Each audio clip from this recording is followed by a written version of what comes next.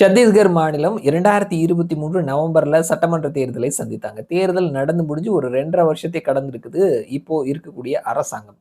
பாதியில இருக்குது. இன்னும் ஒரு 2 1/2 வருஷங்களுக்கு அப்புறமா அங்க சட்டமன்ற தேர்தல் நடைபெறவிருக்கிறது. இந்த பாதியில இருக்கக்கூடிய மிட் டெர்ம் சொல்லக்கூடிய பாதியினுடைய நிலைமை எப்படி இருக்குது? அரசாங்கம் மீதான பார்வை மக்களுக்கு எப்படி இருக்குது? இன்றைய தேதியில சட்டமன்ற தேர்தல் நடந்ததுன்னா, யாருக்கான வெற்றி வாய்ப்புகள் இருக்குது? அப்படின்ற கருத்து கணிப்பு முடிவு வெளிவந்திருக்குது. சத்தீஸ்கர் மாநிலத்த பொறுத்தமட்டுல காங்கிரஸ் முதல்ல ஒரு 5 ஆண்டு ஆண்டாங்க. அதற்கப்புறம் ஒரு 15 ஆண்டு பிஜேபி ஆண்டாங்க. அதற்கப்புறம் ஒரு 5 ஆண்டு காங்கிரஸ் ஆண்டாங்க. தற்பொழுது பிஜேபி அரசாங்கத்துல இருக்கிறாங்க. மொத்தமா 90 தொகுதிகள் 45+46 இடங்களுக்கு மேல பிடிப்பவர்கள் மெஜாரிட்டியோட ஆட்சி அமைப்பார்கள்.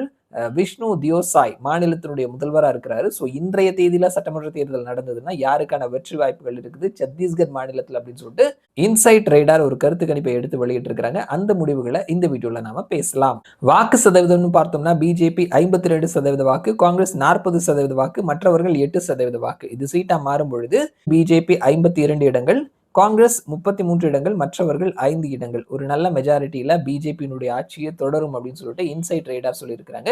சத்தீஸ்கர் மாநிலத்துல இன்றைய தேதியில சட்டமன்ற தேர்தல் நடந்ததுன்னா பிஜேபிக்கான வெற்றி வாய்ப்பே இருக்குது அப்படின்னு சொல்லிட்டு இன்சைட் ரேடார் சொல்லியிருக்கிறாங்க. வரக்கூடிய காலங்கள்ல நம்பர்ஸ் எப்படி மாறுது அப்படின்றத வெயிட் பண்ணி பார்க்கலாம். மறுபடியும் நான் உங்களை இன்னொரு வீடியோல சந்திக்கிறேன். அது வரைக்கும் நன்றி.